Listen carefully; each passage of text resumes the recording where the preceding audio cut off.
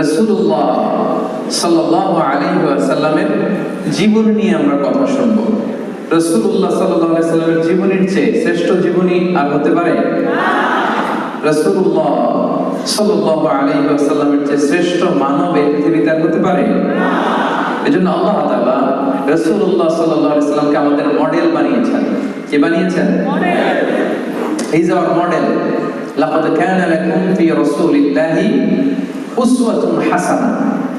Excellent model for all of you. সবার জন্য model তিনি। Very good example to follow. Follow করার জন্য রাসূল সাল্লাল্লাহু আলাইহি ওয়াসাল্লামের চেয়ে শ্রেষ্ঠ চরিত্রের অধিকারী কোনো মানুষ পৃথিবীতে হতে পারে না। এজন্য আমরা রাসূল সাল্লাল্লাহু আলাইহি ওয়াসাল্লামকে ফলো করব, ওনার জীবনী ফলো করব, আমরা শেখার চেষ্টা করব, কারণ উনি যা নিয়ে এসেছেন তাতে বরকত বেশি না কম? বেশি। সবাই আওয়াজ করে উত্তর দেন, তাতে বরকত বেশি না কম? বেশি। আমি আমার খুতবা শুরুতেই যে আয়াতটি তেলাওয়াত করেছি, আল্লাহ তাআলা ইরশাদ করছেন, ওমা আতাকুমুর রাসূলু ফাখুযুহু ওমা নাহাকুম আনহু ফান্তাহু। Whatsoever the messenger of Allah came with, take it, and whatsoever he forbids, be far from it. যাই নবী নিয়ে এসেছে এটা ধরো, আর যেটা নিষেধ করেছে ওইটা ছাড়ো। যাই নবী নিয়ে এসেছেন তোমাদের জন্য ওইটারে বলেন, ওইটারে ধরো, আর যেটা থেকে তিনি বারণ করেছেন সেটারে ছাড়ো। যেহেতু রাসূলুল্লাহ সাল্লাল্লাহু আলাইহি ওয়াসাল্লাম আমাদের মডেল, অনুকরণীয় আদর্শ, তিনি কিভাবে ওনার জীবন পরিচালনা করেছেন, ব্যক্তিগত জীবন কেমন ছিল, সাংসারিক জীবন কেমন ছিল, পারিবারিক জীবন কেমন ছিল, এগুলো জানার দরকার আছে না নাই? বিশাল মহাসাগর তার জীবনী, বাউন্ডলেস, বিয়ন্ডলেস, বটমলেস, তলাবিহীন সাগর। কোন দিক দিয়ে শুরু করব, কোথায় শেষ করব, কোনো কুল কিনারা খুঁজে পাওয়া যায় না। তো এই জন্য আজকের এই চমৎকার সিরাতুন নবীর প্রোগ্রামে আমি খুব ছোট্ট, বছরের পর বছর, জন্মের পর জন্ম বিশ্বনবীর জীবন নিয়ে কথা বললে ফুরাবে না। এই পুরো দ্য এন্টায়ার বায়োগ্রাফি থেকে আমি ছোট্ট একটা টপিক সিলেক্ট করেছি আপনাদের খেদমতে আজকে আমি শোনাতে চাই, এবং এই প্রোগ্রামগুলোকে আমরা ক্লাসের মতো মনে করি। আমি যখন জিজ্ঞেস করবো আপনারা আনসার দিলে আমি বুঝবো যে আপনারা বুঝতে পেরেছেন। এতটুকু সহযোগিতা করা যাবে তো আজকে? আপনাদের জন্য রাসূল সাল্লাল্লাহু আলাইহি ওয়াসাল্লামের সিরাত থেকে আমি যেই টপিকটা সিলেক্ট করেছি আজকে আলোচনা করবার জন্য, সেটা হচ্ছে the daily routine of prophet Muhammad সাল্লাল্লাহু আলাইহি ওয়াসাল্লাম। দ্য ডেইলি রুটিন, দৈনন্দিন রুটিন। বিষ্ণু সাল্লাল্লাহু আলাইহি ওয়াসাল্লাম কিভাবে সকাল কাটাতেন, কি দিয়ে ব্রেকফাস্ট করতেন, কি দিয়ে লাঞ্চ করতেন, দুপুরে কি করতেন, বিকালে কিভাবে টাইম পাস করতেন, ফ্যামিলির সাথে কিভাবে সময় কাটাতেন, রাতে কিভাবে ঘুমোতে যেতেন, ঘুম থেকে উঠে মাঝরাতে কি করতেন, ওনার পূর্ণ একটা দিন, ওনার 24 ঘন্টা কেমন ছিল, কেমন কাটাতো, উম্মত হিসেবে জানতে মনে চাই কি চায় না? মানে চায় সবাই? রাসূল সাল্লাল্লাহু আলাইহি ওয়াসাল্লামের একটা পূর্ণ দিন, এ কমপ্লিট ডে, 24 আওয়ার্স এর একটা ডে আমি আজকে আপনাদের সামনে ভিজুয়ালাইজ করব, পিকচারাইজ করবার চেষ্টা করব। যদি মনোযোগ দিয়ে শুনেন আপনারা বুঝতে পারবেন একটা পরিপূর্ণ দিন কিভাবে ঘুম থেকে উঠে আবার ঘুমোতে যাওয়ার আগ পর্যন্ত, রাসূল সাল্লাল্লাহু আলাইহি ওয়াসাল্লাম ঘুম থেকে জেগে আবার ঘুমোতে যাওয়ার আগ পর্যন্ত 24 ঘন্টা তিনি কি করতেন, ওনার সময় কিভাবে পাস করতেন। কারণ আল্লাহ দেয়া আমাদের জন্য সবচাইতে দামি উপহার হচ্ছে সময়, ঠিক কি না? সময় মানেই জীবন। এজন্য প্রতিটা দিন, প্রতিটা মুহূর্ত, প্রতিটা ঘন্টা গুরুত্বপূর্ণ। এই যে এত অ্যাডভাইস করতেছে যে মনোযোগী হন, কারণ একটু পরে আমার সময় শেষ। খেয়াল করে দেখেন বিষ্ণু সাল্লাল্লাহু আলাইহি ওয়াসাল্লাম কিভাবে সময় কাটাতেন। তাহলে টপিকটা সবার কাছে ক্লিয়ার তো না? হ্যাঁ, কি টপিক? আজকের টপিক কি? মাশাআল্লাহ, daily routine. Daily routine of prophet Muhammad সাল্লাল্লাহু আলাইহি ওয়াসাল্লাম। তাহলে আসেন রাসূল সাল্লাল্লাহু আলাইহি ওয়াসাল্লাম একটা পূর্ণ দিন কিভাবে কাটাতেন, 24 ঘন্টা কিভাবে কাটাতেন, ঘুম থেকে উঠে ঘুমোতে যাওয়ার আগ পর্যন্ত কি হতো, কি ঘটতো ওনার একটা দিনে, আমরা শুনি। আমরা শুরু করব তিনি ঘুম থেকে উঠে কি করতেন। এখান থেকে কেউ কি বলতে পারবেন তিনি কখন ঘুম থেকে উঠতেন? Class, there should be question and answer, there should be question and response. কেউ কি আন্দাজ করতে পারেন কয়টার দিকে ঘুম থেকে উঠতেন? রাতে? হ্যাঁ বলেন। সুবহে সাদিকের পূর্বে একটা জেনারেল আনসার হয়েছে, আরো স্পেসিফিক কেউ বলতে পারেন? রাতের তৃতীয়াংশে, অনেকটাই জেনারেল। স্পেসিফিক, আরো স্পেসিফিক? হ্যাঁ, তাহাজ্জুদের সময়। হ্যাঁ, আরেকটু স্পেসিফিক হয়েছে, মাশাআল্লাহ। জি, রাসূল সাল্লাল্লাহু আলাইহি ওয়াসাল্লাম মিডনাইটে উঠতেন, মাঝরাতে। সুবহানাল্লাহ কইতে পারলেন না? মাঝরাতে উঠে যেতেন। আমরা তো সুবহে সাদিকের আগে উঠি, আমরা তাহাজ্জুদের সময় উঠি। রাসূল সাল্লাল্লাহু আলাইহি ওয়াসাল্লাম তাহাজ্জুদের সময়ের অনেক আগে উঠতেন, কারণ আমাদের তাহাজ্জুদের মতো 15-20 মিনিটের তাহাজ্জুদ ছিল না তো, না, কমসে কম 2 ঘন্টা, কম মাঝে মাঝে 3 ঘন্টা। তাহলে মিডনাইট, মধ্যরাতে বিশ্বনবী সাল্লাল্লাহু আলাইহি ওয়াসাল্লাম উঠতেন। উঠেই আল্লাহ শুকরিয়া জ্ঞাপন করতেন যে আল্লাহ, thanks for a new time, new day. আলহামদুলিল্লাহিল্লাযী আহইয়ানা বা'দা মা আমাতানা ওয়া ইলাইহিন নুশুর। আল্লাহ, শুকরগুজার হচ্ছি তোমার দরবারে যে দীর্ঘ সময় মৃত্যুর পর তুমি আমাকে আবার জীবন দিয়েছো। কারণ আমরা যখন ঘুমিয়ে থাকি, এটা মরার মতো না? প্রায় দীর্ঘ সময় মরার মতো পড়েছিলাম, আবার তুমি জীবন দিয়েছো, শুকরগুজার হচ্ছি আল্লাহ তোমার দরবারে। এটা পড়তেন। সূরা আলে ইমরানের শেষ 10 আয়াত তেলাওয়াত করতেন এই মাঝরাতে। অ্যাপ্রক্সিমেটলি আমি একটা সময় বলতে পারি যে লেটস সে 2:30টার দিকে উঠতেন। 2:30টা, আমাদের এখনকার টাইমে 2:30টার দিকে উঠতেন। এই দোয়া পড়তেন, আলে ইমরানের শেষ 10 আয়াত তেলাওয়াত করতেন, এরপর মেসওয়াক করতেন। কি করতেন? আপনারা মেসওয়াক করেন তো? হ্যাঁ, রাসূল সাল্লাল্লাহু আলাইহি ওয়াসাল্লাম ইন্তেকালের আগেও যে কাজটা করেছেন সেটার নাম কি? সবাই বলেন মেসওয়াক। মেসওয়াক করতেন তিনি, রাসূলুল্লাহ সাল্লাল্লাহু আলাইহি ওয়াসাল্লাম। সব নবীরা মেসওয়াক করতেন, আপনারাও মেসওয়াক করবেন। এরপর তিনি তাহাজ্জুদ শুরু করতেন, 8 রাকাত লম্বা তাহাজ্জুদ করতেন, কখনো ঘরে, কখনো মসজিদে নববীতে। রাওদাতুম মিন রিয়াদিল জান্নাহ একটা স্পেশাল জায়গা আছে, লেখা মাকান তাহাজ্জুদি রাসূলুল্লাহ, রাসূল সাল্লাল্লাহু আলাইহি ওয়াসাল্লামের তাহাজ্জুদের জায়গা। 2017 সালে আমি যখন প্রথম উমরায় যাই, আমি ওই জায়গাটাতে নামাজের সুযোগ পেয়েছিলাম। সিরিয়াল ধরে যেতে হয়, লাইন ধরতে ধরতে দেখি এমন একটা জায়গা, ওখানে লেখা রাসূল সাল্লাল্লাহু আলাইহি ওয়াসাল্লামের তাহাজ্জুদের জায়গা। মসজিদে যখন পড়তেন ওইখানে পড়তেন। আপনারাও মদিনাতে গেলে আপনারাও ওখানে সালাত করতে পারবেন ইনশাআল্লাহ। তাহলে লম্বা তিনি তাহাজ্জুদ করলেন। তাহাজ্জুদটা কেমন ছিল? লম্বা সময়ের জন্য ছিল, লম্বা, লং কিয়াম, লং রুকু, লং সাজদা। কত লম্বা? আম্মা জান আয়েশা রাদিয়াল্লাহু তাআলা আনহা বলেন, ফালা তাসআল আন হুসনিহিন্না ওয়া তুলিহিন্না। বিশ্বনবীর তাহাজ্জুদের নামাজ যে কত লম্বা ছিল আর কত সুন্দর ছিল, এটা আমাকে জিজ্ঞেস করুন, আমি বলতে পারবো না। আমি বলতে পারবো না মানে এত সুন্দর ছিল, এটা ভাষার বর্ণনায় আমি আয়েশা ফুটিয়ে তুলতে পারবো না। সুবহানাল্লাহ, লম্বা কিয়াম।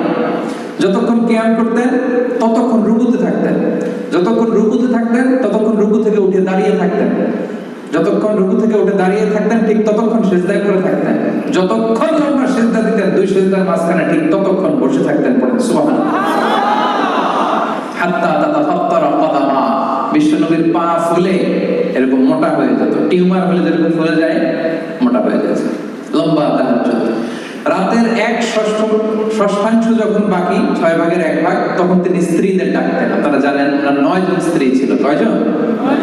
9 জন স্ত্রী ছিল। মোট 11 জন স্ত্রী ছিল, আর 2 জন দাসী ছিল, মোট 13 জন। এই 11 জন স্ত্রীর কাছে এক এক রাতে এক একজনের কাছে থাকতেন, লটারি করতেন, যার নাম উঠতো তার ঘরে আজকে, তারপরের দিন আরেকজন, তারপরে আরেকজন, এভাবে ভাগ ভাগ করে করে রাসূল সাল্লাল্লাহু আলাইহি ওয়াসাল্লাম স্ত্রীদের সাথে থাকতেন। ওই রাতে যেই স্ত্রীর ঘরে থাকতেন, রাতের 6 ভাগের 1 ভাগ যখন বাকি, তাকে তাহাজ্জুদের নামাজ বা বিতরের নামাজ পড়ার জন্য ডাকতেন। একসাথে 2 জন বিতরের নামাজটা জামাতে পড়তেন। সুবহানাল্লাহ পড়েন। মাঝে মাঝে মাঝে মাঝে ঠিক এই টাইমটাতে রাসূল সাল্লাল্লাহু আলাইহি ওয়াসাল্লাম বাকিউল গারফাত, মসজিদে নববীর পশ্চিম দিকে বিশাল একটা কবরস্থান আছে, আমরা বাঙালিরা এটাকে জান্নাতুল বাকি বলি। কি বলি? আসলে আরবিতে মাকবারাতুল বাকিয়া, বাকি কবরস্থান। রাসূল সাল্লাল্লাহু আলাইহি ওয়াসাল্লামের স্ত্রীরা, সাথীরা, সাহাবীরা এখানে শুয়ে আছেন। কি মানুষ ছিলেন! মধ্যরা জীবিত যারা আছে তাদের জন্য তো একটু আগে কেঁদে কেঁদে দোয়া করছেনই, যারা চলে গেছে এদেরকেও ভুলেন নাই। মাঝ রাতে ওই কবরের সামনে যেও কাঁদতেন। সুবহানাল্লাহ বলবেন না? শেষ রাতে তিনি যে মাকবারাতুল বাকিতে তাদের জন্য দোয়া করতেন। এরপর ঘরে ফিরে এসে একটা শর্ট ন্যাপ নিতেন। শর্ট ন্যাপ মানে সামান্য একটা ছোট্ট ঘুম আসছে আসে নাই, শুয়ে আছি, পাশে কে যেন কথা বলে, একটু আওয়াজ বোঝা যায়, এরকম একটা ঘুম আছে না? কথা বলে না, চোখটা ঘুমের জন্য একটু বুঝে আসছে, লেগে আসছে, কিন্তু কে যেন কথা বলে ওটাও শোনা যায় কানে, এরকম একটা ঘুম আছে না? এটার বলেন ন্যাপ। একটা ন্যাপ নিতেন, very short nap, up until ফজর, সালাতুল ফজরের আগ পর্যন্ত। এরপরে বেলাল রাদিয়াল্লাহু তাআলা আনহু যখন আযান দিতেন তখন তিনি ফজরের জন্য উঠতেন। উঠে সুন্নত নামাজ পড়ে, ফজরের সুন্নত পড়ে, কখনো ওযু করে, কখনো ওযু ছাড়াই ইমামতি করতে যেতেন ফজরের নামাজের। তিনি বলতেন, আইনানি ইয়ানামান ওয়াল কলবু ইয়াকদান। আমি এমন নবী, আমার দুই চোখ ঘুমায় কিন্তু আমার কলব ঘুমায় না। এজন্য আমরা ঘুমাইলে ওযু করা লাগে, নবীরা ঘুমালে তাদের ওযু ভাঙে না। এজন্য রাসূল সাল্লাল্লাহু আলাইহি ওয়াসাল্লাম হালকা একটা ছোট্ট ঘুম দিয়ে উঠে কখনো ওযু করে, কখনো ওযু ছাড়া তিনি ফজরের সালাতে যেতেন। লম্বা তেলাওয়াত করতেন ফজরের নামাজে, মা বাইনা 60 ইলাল 100, 60 থেকে 100 আয়াত। আপনি পড়েন কয় আয়াত ফজরের নামাজে? চিন্তা করছেন? বিষ্ণু ইসলাম 60 থেকে অন অ্যান অ্যাভারেজ 60 থেকে 100 আয়াত পড়তেন। ফজরের সালাম ফিরিয়ে সাহাবীদের দিকে মুখ ফিরিয়ে বসলেন, লম্বা সময় আজকারুস সাবাহ ওয়াল মাসা পড়তেন। পড়বেন, এগুলো শোনার জন্য না, যা শুনতেছেন সাথে সাথে নিয়ত, আমিও এরকম করবো, আমিও সকালটা এভাবে কাটাবো, আমিও আমার জীবন এভাবে সাজাবো, ঠিক কি না? এই প্ল্যান রাখতে হবে। সাহাবাদের দিকে মুখ ফিরিয়ে বসলেন, লম্বা সময় তাসবিহ শেষে জিজ্ঞেস করতেন, হাল রাআ আহাদুম মিনকুম আল বারিহাতা রুইয়া? গত রাতে কেউ কি কোনো স্বপ্ন দেখছিলা? অনেক সাহাবী স্বপ্ন দেখতো না? অনেক বলতো যে ইয়া রাসূলুল্লাহ আমি দেখছি। কি দেখছো? এটা রাসূলুল্লাহ এটার ব্যাখ্যা করে দিতেন, বলতেন এই শব্দের ব্যাখ্যা এটা। স্বপ্ন নিয়ে আমার ভেরিফাইড ইউটিউব চ্যানেলে একটা আলোচনা আছে, দেখেন, স্বপ্ন, দ্য সিগনিফিকেন্স অফ ড্রিম, স্বপ্নের বিস্তর আলোচনা, ব্যাখ্যা আমি সেখানে করেছি। তো রাসূল সাল্লাল্লাহু আলাইহি ওয়াসাল্লাম ফজরের সালাতের পরে স্বপ্নের ব্যাখ্যা করতেন, সাহাবারা কেউ স্বপ্ন দেখলে এটার ব্যাখ্যা করতেন। এরপরে সালাতুদ দুহা করতেন, সূর্য ওঠার পর 4 রাকাত সালাতুদ দুহা করতেন। এরপরে রিটার্ন ব্যাক টু হোম, আবার ঘরে চলে যেতেন। খেয়াল রাখবেন, রাসূল সাল্লাল্লাহু আলাইহি ওয়াসাল্লাম ঘরে ঢুকলেই দুই কাজ, ঘরে ঢুকলেই, কথা কয় না, সবাই বলেন, ঘরে ঢুকলেই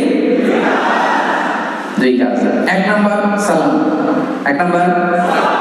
আম্মা জান আয়েশা বলেন, এত বছর বিষ্ণু ইসলামের সাথে সংসার করলাম, একদিনও আমি আগে সালাম দিতে পারি নাই। মাঝে মাঝে পর্দার আড়ালে লুকিয়ে থাকতাম, কিন্তু দূর থেকে আমাকে সালাম দিয়ে দিত মুহাম্মদ সাল্লাল্লাহু আলাইহি ওয়াসাল্লাম।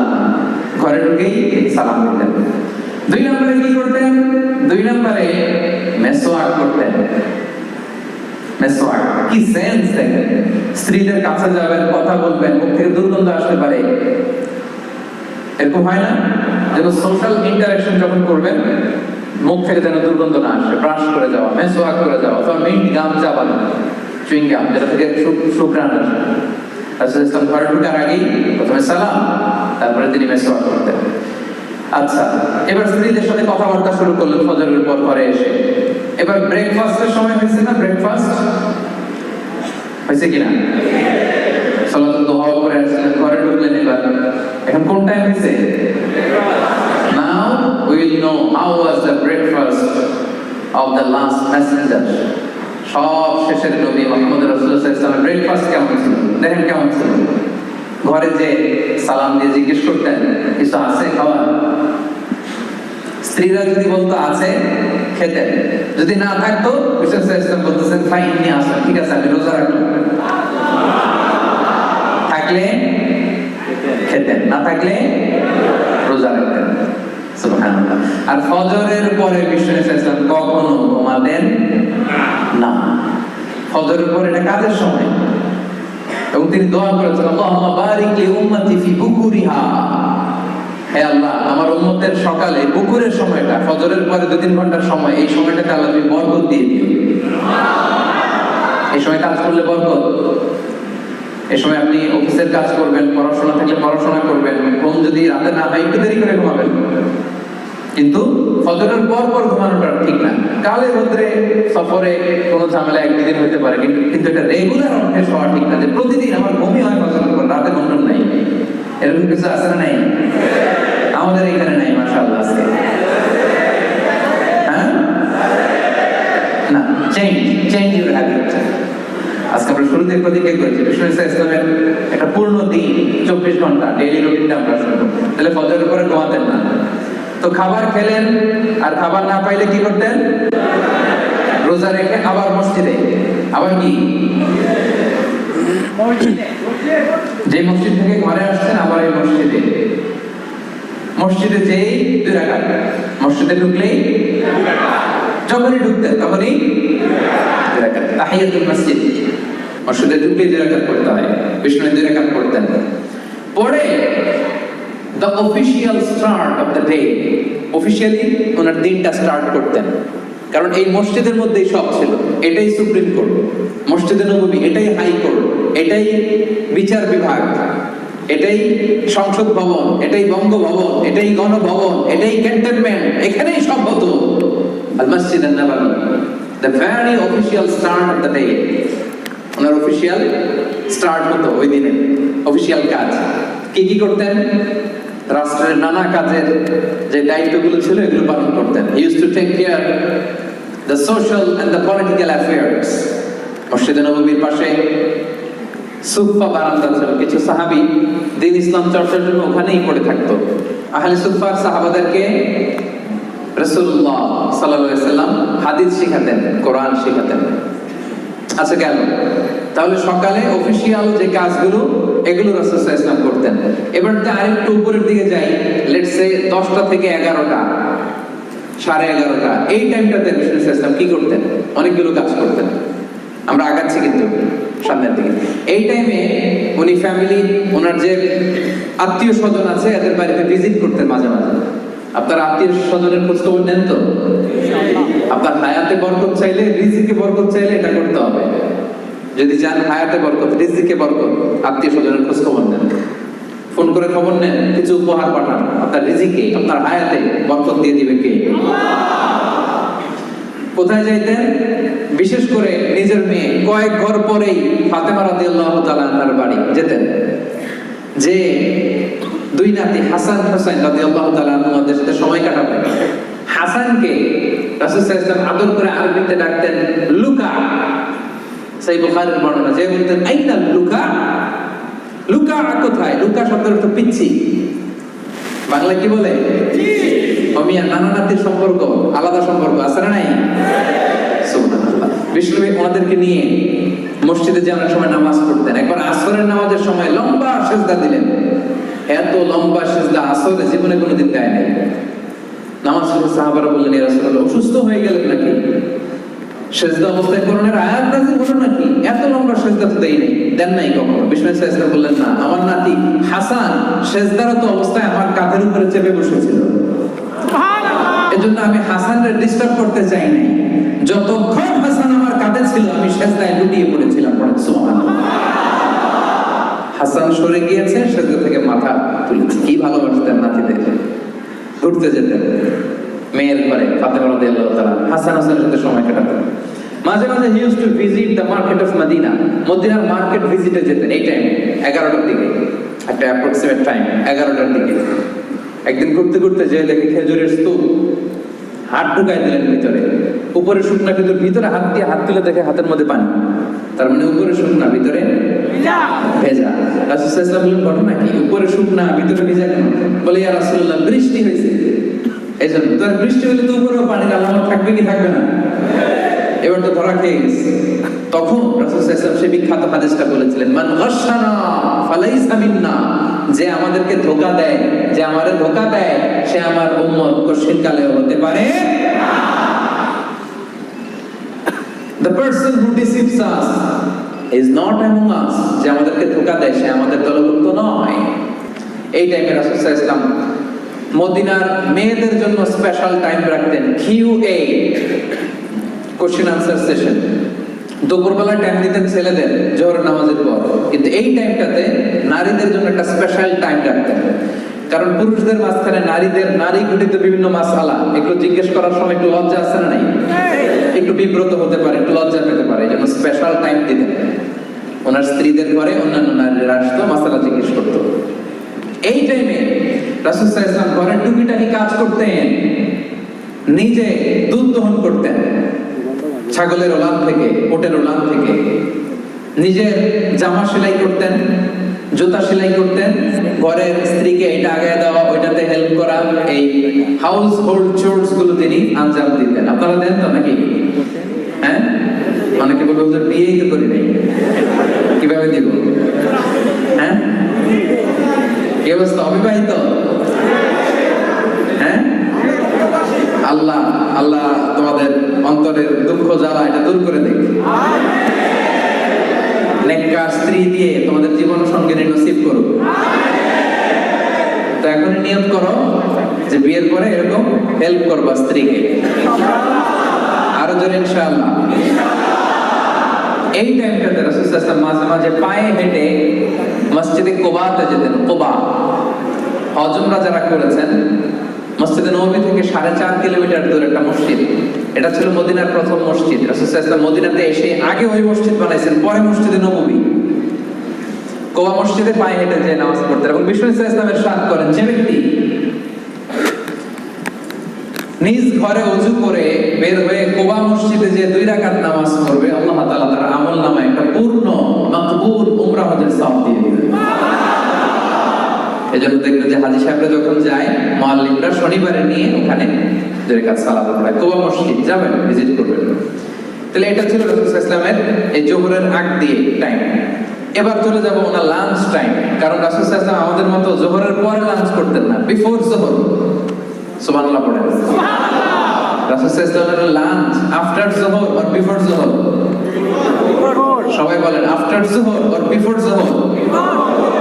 জোহরের আগে রাসূল সাল্লাল্লাহু আলাইহি ওয়াসাল্লাম লাঞ্চ করতেন। কোত্থেকে আসতো? Mostly it was a gift. অন্য সাহাবীদের পক্ষ থেকে গিফট হিসেবে আসতো।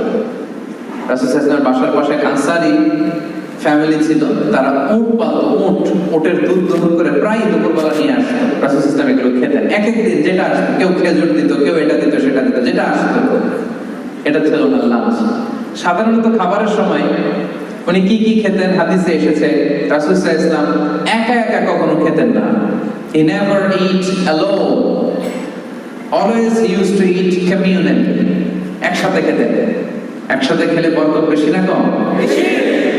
এটা ছিল রাসূল সাল্লাল্লাহু আলাইহি ওয়াসাল্লামের অভ্যাস। একা একা খেতে পারতেন। আমরা অনেক সময় একা একা খেয়ে ফেলি না? না, তিনি যারা ছিল তাদেরকে নিয়ে খেতেন। আরেকটা অভ্যাস ছিল, তিনি রান্নার বদনাম করতেন না কখনো, নেভার এভার। লবণ হয় নাই, মরিচ হয় নাই, স্বাদ হয় নাই, ঝাল হয় নাই, এরকম থাকে না আমাদের কমপ্লেইন? কমপ্লেইনের শেষ নাই। লবণ কম হয়েছে দেখে বউ তালাক দিয়ে দিয়েছে, এরকম টাকায় তো আসলে নাই, এরকম তরকারিতে লবণ কম বলে তালাক। টাকা দেখলে কি মা আবান নবী সাল্লাল্লাহু আলাইহি ওয়াসাল্লাম তাআমান ক্বাতু। রাসূল সাল্লাল্লাহু আলাইহি ওয়াসাল্লাম কখনো খাবারের বদনাম করতেন না। ইনশতাহাহু আকালা, ভালো লাগলে খেতেন। ওনারও যে ভালো লাগতো না এমন না, মাঝে মাঝে ওনার ভালো লাগতো না। ওয়া ইন কারিহাহু, যদি ভালো না লাগতো তারাকা, রেখে দিতেন। বলতেন না স্বাদ হয় নাই, বলতেন না লবণ হয় নাই, বলতেন না মজা হয় নাই। ভালো লাগলে খেতেন, ভালো না লাগলে রেখে দিতেন পাশে। কিন্তু খাবার ভালো হয় নাই এটা বিষ্ণু সাল্লাল্লাহু আলাইহি ওয়াসাল্লাম কোনোদিন বলেন না। কি খেতেন বিষ্ণু সাল্লাল্লাহু আলাইহি ওয়াসাল্লাম? খেজুর খেতেন, খেজুর, ডেটস, দুধ খেতেন, দুধ পছন্দ করতেন খুব। সিরকা খেতেন, ভিনেগার সেটা। রুটি খেতেন, গোশত খেতেন। ছাগলের সামনের 2 পায়ের যে বাজুর রানের গোশত, এটা বিষ্ণু সাল্লাল্লাহু আলাইহি ওয়াসাল্লাম বেশ পছন্দ করতেন। আসাল, হানি, মধু খান আপনারা? পছন্দ করতেন। হাব্বাতুস সাউদা, কালিজিরা পছন্দ করতেন। জাইতুন, অলিভস, জলপাই পছন্দ করতেন। রুম্মান মানে ডালিম ফল পছন্দ করতেন, লাউ পছন্দ করতেন। লাউ, একবার লাউয়ের তরকারি দেওয়া হলো, বিষ্ণু ইসলাম লাউ গুলো খুঁজে খুঁজে নিয়ে খাচ্ছিলেন। হাদিসে সুবহানাল্লাহ পড়ে। কিশমিশ খেতেন, মাশরুম খেতেন। আপনারা এখন রেস্টুরেন্টে মাশরুমের স্যুপ খান না? এটা স্বাস্থ্যকর। রাসূল সাল্লাল্লাহু আলাইহি ওয়াসাল্লাম বলতেন আল কামআতু মিনাল মান ওয়া মাউহা শিফাউন লিল আইন। মাশরুমের স্যুপ চোখের জ্যোতির জন্য অনেক ভালো। তিন ফল খেতেন, তিন ও তিন ওয়া যাইতুন, যেটা ইংরেজিতে ফিগ বলে, ডুমুর টাইপের, আরাবিয়ান ডুমুর। আঙ্গুর খেতেন, আঙ্গুর। সারিদ খেয়েছেন জীবনে, সারিদ। সারিদ গোশত রুটিকে মিক্স করে এরব দেশে একটা খাবার খাওয়ায়। আমি যখন মিশরে পড়াশোনা করতাম, ঈদের দিন আমাদেরকে দেওয়া হতো হোস্টেল থেকে ফ্রিতে। তো প্রথম যখন ঈদ করতেছি বললাম এটা কি? সাদা। বলে সারিদ, এটার নাম সারিদ। হাইস খেতেন, হাইস, ছাতু। গ্রাম বাংলায় ছাতু বানায় না? কথা বলেন না কেন?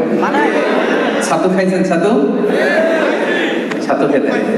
পনির পছন্দ করতেন, পনির, ঘি, এগুলো। তার মানে এগুলো সবসময় খেতেন না, সারা জীবনে কি কি খেয়েছেন তার একটা লিস্ট দিলাম। খরগোশ খেয়েছেন, মোরগ খেয়েছেন, বিশাল বড় সাগরের তিমি মাছের মতো একটা মাছ যেটার নাম আম্বা, জীবনে একবার খেয়েছেন। এই হচ্ছে রাসূল সাল্লাল্লাহু আলাইহি ওয়াসাল্লামের ফুড লিস্ট। যা খেতেন অল্প খেতেন, বাসি কিছু খেতেন না, খেতেন অল্প কিন্তু তাজা। সুবহানাল্লাহ পড়েন। লাঞ্চ শেষ, এবার তিনি একটা পাওয়ার ন্যাপ নিতেন। পাওয়ার ন্যাপ জোহরের আগে একটা পাওয়ার ন্যাপ, শরীরে যাতে এনার্জি আসে। নিতে হবে না? ঘুম থেকে উঠছে কখন? সকালে না, মিড নাইট। কখন? মাঝরাতে যিনি উঠেছেন, টায়ার্ড হয়ে গেছেন একটু, লাঞ্চ করে একটা পাওয়ার ন্যাপ নিতেন। এটা দেখে এনার্জি আসতো বিষ্ণু ইসলামের। এই পাওয়ার ন্যাপ দিয়ে উঠে তিনি জোহরের সালাত পড়াতে যেতেন। এবং জোহরের আগের 4 রাকাত, ফজরের আগের 2 রাকাত বিষ্ণু ইসলাম কখনো ছাড়তেন না। গুরুত্বপূর্ণ সুন্নাত, সুন্নাতের রাতের মধ্যে খেয়াল রাখবেন। জোহরের নামাজের পরে সাহাবীদেরকে নাসিহাত দিতেন, নাসিহাত। এরপর সকালবেলায় যেই কাজগুলোর জন্য কাকে অ্যাসাইন করেছেন এগুলো খোঁজ নিতেন, এটা হয়েছে কিনা, ওইটা হয়েছে কিনা। অফিসিয়াল এরকম কাজের তদারকির দরকার আছে না? কাজ দিলে আবার রিপোর্টিং করতে হবে না? এই রিপোর্টিং গুলো বুঝে নিতেন। করতে করতে আসরের সময় হয়ে যেত। আসরের নামাজ বিষ্ণু ইসলাম আউয়াল ওয়াক্তে পড়তেন। সূর্য জলজল জলজল করছে, ওয়াল বাইদাউ নাকিয়া ওয়া শামসু নাকিয়া হাইয়া বাইদা। আসর করে ফেলতেন। আসরের নামাজের পরে বেশিরভাগ সময় ঘরে যেতেন, যে ফ্যামিলির সাথে কোয়ালিটি টাইম কাটাতেন। আমরা অনেক সময় ফ্যামিলিকে সময় দিতে চাই না। তাদের ফ্যামিলি কাছে আছে, আপনারা ফ্যামিলিকে সময় দিবেন, এটা খুব জরুরি। ছেলে মেয়েদেরকে সময় দেয়া, ফ্যামিলিকে সময় দেওয়ার দরকার আছে না নাই? কথা বলতেন স্ত্রীদের সাথে, খুশ গল্প করতেন, সবসময় একটা খুশ মেজাজে থাকতেন। মাঝে মাঝে বিভিন্ন কাজে বাইরেও যেতেন এই বিকেলে। এরপরে মাগরিবের ওয়াক্ত চলে আসলো। আমি ধাপে ধাপে আগাচ্ছি। মাগরিবের নামাজ তাড়াতাড়ি পড়তেন, আজান হওয়ার সাথে সাথেই, ওয়াক্ত হওয়ার সাথে সাথেই মাগরিব। মাগরিব পরেই ডিনার, মাগরিব পরেই ডিনার। আমরা করি কয়টায়? 10টায় আর 12টায়, ওই যে 12টায়। আমরা হেলদি লাইফস্টাইল যদি না মানি বিষ্ণু নবীর দেখানো, তো আমরা সুস্থ থাকবো কি করে ভাইরা? আজ থেকে নিয়ত করেন, মাগরিবের পরেই কি ডিনার। সবাই বলেন মাগরিবের পরে পারা যাবে? মাগরিবের পরে ডিনার করতে করতে এশার আজান হয়ে গেল। এবার বিষ্ণু ইসলাম এশার নামাজে যেতেন। এশার নামাজে নির্দিষ্ট টাইম ছিল না, কোনোদিন আগে কোনোদিন পরে পড়তেন। এই নামাজের সময়টা বিষ্ণু নবী টাইমটা ফ্লাকচুয়েট করাতেন। সাহাবারা আয়েশা পড়ছে, নামাজ শুরু। সাহাবারা আসে নাই, দেরি করতেন। একদিন সাহাবারা আয়েশা বসে থাকতে থাকতে সব ঘুম, মসজিদে ঘুমাই গেছে। এক সাহাবী এসে বললেন, ইয়া রাসূলুল্লাহ, সাহাবারা তো ঘুমাই গেছে, এশার নামাজ পড়াবেন না? বিষ্ণু বেরিয়ে আসেন, এসে বললেন, এখন যে সময়টা এইটাই এশার আসল ওয়াক্ত। কিন্তু তোমাদের জন্য যদি কষ্ট না হইতো তাহলে প্রতিদিন এই টাইমে পড়াতাম, তোমাদের কষ্ট হয়ে যায়, এজন্য আউয়াল ওয়াক্তে একটু আগে আগেই পড়াই দেই। পড়েন সুবহানাল্লাহ। রাসূল সাল্লাল্লাহু আলাইহি ওয়াসাল্লাম এশার নামাজের আগে ঘুমকে অপছন্দ করতেন, এশার পরে কথা বলাকে অপছন্দ করতেন। এশার পরে কোনো ওয়াজ মাহফিল নাই, এশার পরে কোনো মিটিং নাই, এশার পরে কোনো ডিসকাশন নাই। এসার পরে কোনো ফরেন ডেলিগেশনের সাথে আলাপ নাই, এসার পরে কিচ্ছু নাই, এসার পরে ঘুম। তাইলে না মাঝরাতে উঠতে পারবে, কি বলেন? এই যে এবার বোঝা যাচ্ছে ঘটনা। হাদিসে এসেছে কানা ইয়াকরাহু আন-নাওমা ক্বাবলা আল-ইশা ওয়াল হাদিসা বা'দাহা। রাসূল সাল্লাল্লাহু আলাইহি ওয়াসাল্লাম এশার আগে ঘুমও পছন্দ করতেন, এশার পরে কথাও পছন্দ করতেন। এশার নামাজ পড়েই কথা নেই, জরুরি কোনো আলাপ থাকলে কথাটা সেরে দিনই চলে যেতেন ঘুম। তাহলে এবার ঘুমের দিকে চলে যাই। কয়টার দিকে ঘুমাতেন কি মনে হয় দেখি, বলেন? একজন বলতেছে এশার নামাজের পরে ঘুমাতেন, আর এটা তো ঠিক আছে। কয়টার দিকে ঘুমাতেন সেটা বলেন? 9টা, 8:30 আর 10টা আর 9টা। হ্যাঁ, হাদিসে বর্তমান আমাদের যে ঘড়ি টাইম উল্লেখ নেই, তবে অবস্থা দৃষ্টে মনে হয় 9টা থেকে 9:30। আপনি ঘুমান কয়টায়? হ্যাঁ,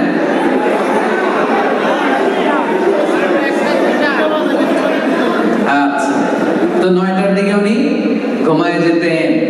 ঘুমের সুন্নাত কি ছিল, বিষ্ণু সাল্লাল্লাহু কিভাবে ঘুমাতেন দেখেন। প্রথমেই বিছানা ক্লিন করতেন, বিছানাটা ঝাড়তেন। সুবহানাল্লাহ, কি সায়েন্টিফিক চলাফেরা ছিল না, কি সায়েন্টিফিক! আল্লাহু আকবার। বিছানাটা ক্লিন করতেন, এরকম উপরে একটা পাতলা জ্যাকেট বা ব্লেজারের মতো ছিল, এটারে ঝুলাতেন। এরপরে ওযু করে নিতেন। এরপর স্ত্রীদের সাথে অন্তরঙ্গ কথাবার্তা বলতেন, সারাদিন কি ঘটলো, কি হয়েছে। এরপরে লম্বা দোয়া পড়তেন। বিছানাতে যাওয়ার আগে হাত দুইটা একসাথে করে 3 কুল সূরাতুল ইখলাস, সূরাতুল ফালাক, সূরাতুন নাস 3টা পড়ে হাতে ফু দিয়ে মাথা থেকে পা পর্যন্ত মেসেজ সুবহানাল্লাহ পড়ে। মনে থাকবে? লম্বা দোয়া পড়তেন। আল্লাহুম্মা ইন্নী আসলামতু ওয়াজহি ইলাইক, ফাওয়াদতু আমরি ইলাইক, আলজাতু যাহরি ইলাইক, রাগবাতান ওয়া রাহবাতান ইলাইক, লা মালজাআ ওয়া লা মানজাআ মিনকা ইল্লা ইলাইক, আল্লাহুম্মা আমানতু বিকিতাবিকাল্লাযী আরসালতা ওয়া নাবিয়্যিকাল্লাযী আরসালতা।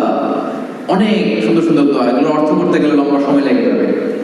এরপরে আল্লাহুম্মা বিসমিকা আমুতু ওয়া আহইয়া বলে ডান কাতে ঘুমাতেন। কোন কাতে? ঘুমানোর সময় ডান হাতটা ডান গালের নিচে রাখতেন। সুবহানাল্লাহ পড়েন। এইভাবে ঘুমাতেন আখিরি জামানার পয়গম্বর বিশ্বনবী মুহাম্মদুর রাসূলুল্লাহ সাল্লাল্লাহু আলাইহি ওয়াসাল্লাম। ঘুমিয়ে পড়তেন। স্ত্রীদের সাথে অন্তরঙ্গ মেলামেশা যদি করতেন, গোসল ফরজ যদি হতো, কখনো কখনো গোসল করে এরপরে ঘুমাতেন, কখনো কখনো ওযু করে ঘুমায়ে যেতেন। ওই যে মিডনাইট, মধ্যরাতে যখন তাহাজ্জুদের জন্য উঠতেন তখন উঠে গোসল করতেন। সুবহানাল্লাহ। তাহলে একটা পূর্ণ ডে, একটা কমপ্লিট ডে, 24 ঘন্টা ঘুম থেকে ওঠা থেকে শুরু করে ঘুমানো পর্যন্ত পেয়ে গেছেন না? কথা বলেন। একটা পিকচারাইজেশন, একটা ভিজুয়ালাইজেশন আপনাদের চোখের সামনে মোটামুটি আমি তুলে ধরার চেষ্টা করেছি না? এবার আসুন lesson. What is the lesson from his life, from his 24 hours day time? Owner daily routine থেকে এবার আমাদের জন্য লেসনটা কি ভাই, শিখলামটা কি? 1 নাম্বার যেটা শিখলাম, he was very productive, he was super active. Not a single minute was wasted in his life. একটা মুহূর্ত তিনি অপব্যয় করেন নাই, প্রোডাক্টিভ ছিলেন সর্বোচ্চ, to take the best out of the time, সময়ের সর্বোচ্চ ইউসেজ তিনি করেছেন। সুপার অ্যাক্টিভ ছিলেন। 1500 বছর আগের ঘটনা। সেই মরুভূমির মাঝখানের একজন লোক কিভাবে শিখেছেন এরকম কিভাবে সুপার অ্যাক্টিভ থাকা যায়, কিভাবে এরকম প্রোঅ্যাক্টিভ থাকা যায়, কিভাবে প্রোডাক্টিভ থাকা যায়। পুরো দিনের যে ম্যানেজমেন্ট দেখলে এটাই মনে হয় যে তিনি সুপার অ্যাক্টিভ ছিলেন, প্রোডাক্টিভ ছিলেন। এরকম মনে হয় না আপনাদের? নাকি শুধু আমার মনে হয়? আপনাদের এরকম মনে হয় কিনা? রাসূল সাল্লাল্লাহু আলাইহি ওয়াসাল্লামের 24 ঘন্টার এই টাইম স্কেডিউল দেখে কি মনে হয়? লেজি ছিলেন? লেজি, অলস? কথা বলেন। নাকি অ্যাক্টিভ? Super active. ওনার উম্মত যারা হবে এদের সুপার অ্যাক্টিভ হইতে হবে। লেজি হইলে চলবে না। লেজি হইলে চলবে না। লেজি হইলে বাইতুল মুকাদ্দাস দখল করে রাখবে। লেজি হলে মিয়ানমারের মতো এরকম আগ্রাসন চলবে, বিভিন্ন জায়গায় মার খেতে হবে, কাশ্মীরের মতো, ফিলিস্তিনের মতো, ঠিক কি না? Super active, we have to be super active as a ummah, as a follower of Muhammad sallallahu alayhi wa sallam. 2 নম্বর যেটা শিখলাম, easy going. He was very easy going, very simplistic mannered ছিলেন, very simple, জটিলতা নাই, কোনো কিছুকে এত কঠিন ভাবে নিতেন না। সকালবেলা খাবার আছে, আছে দাও খাইছে, খাবার নাই, ঠিক আছে রোজা রাখলাম দাও। চিন্তা করছেন কত সিম্পল? আপনি যদি সকালে যায় বলেন খাবার আছে, খাবার নাই, কি করবেন? মাই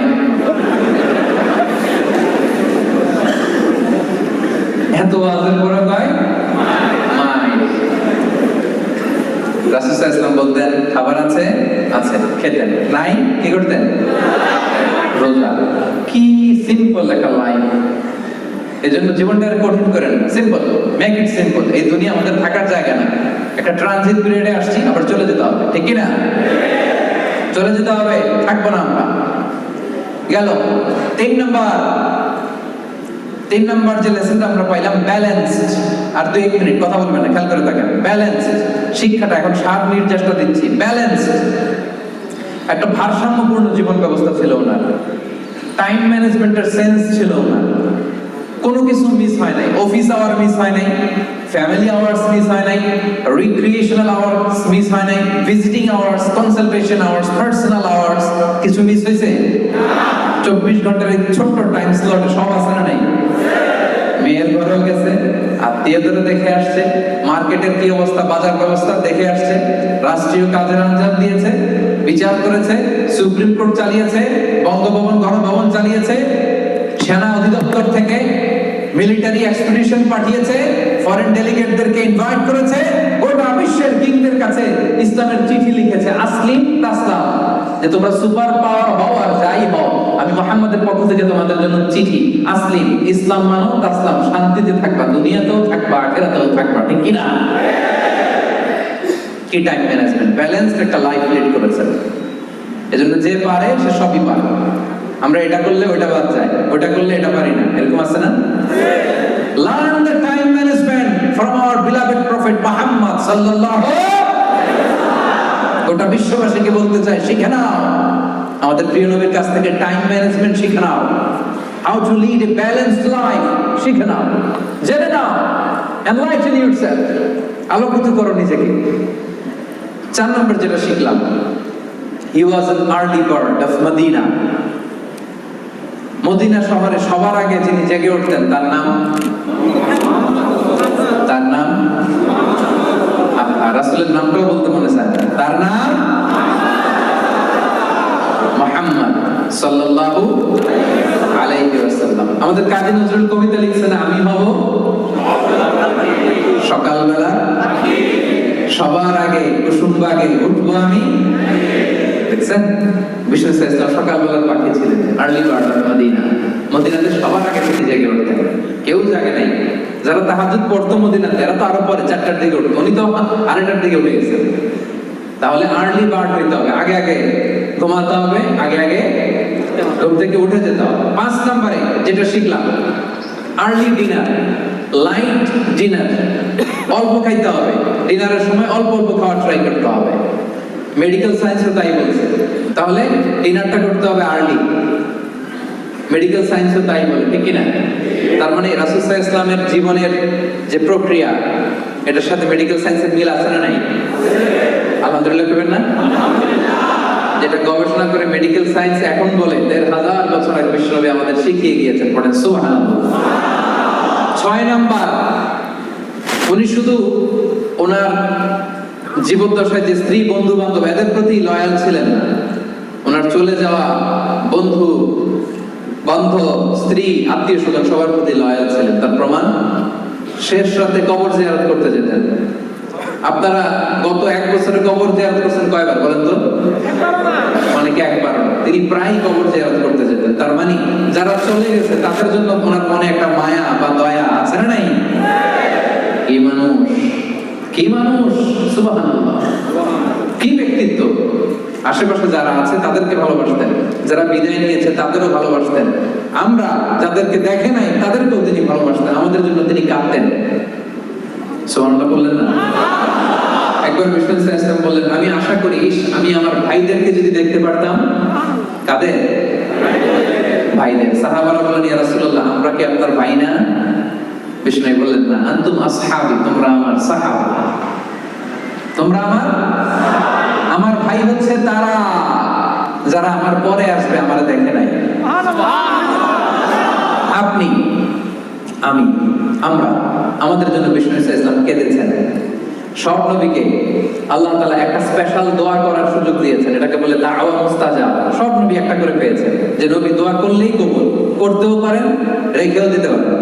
দুনিয়ার সব নবীরা ওই দোয়াটা দুনিয়াতেই করে ফেলেছে, একজন ছাড়া। একজন, তিনি কে? মুহাম্মদ সাল্লাল্লাহু।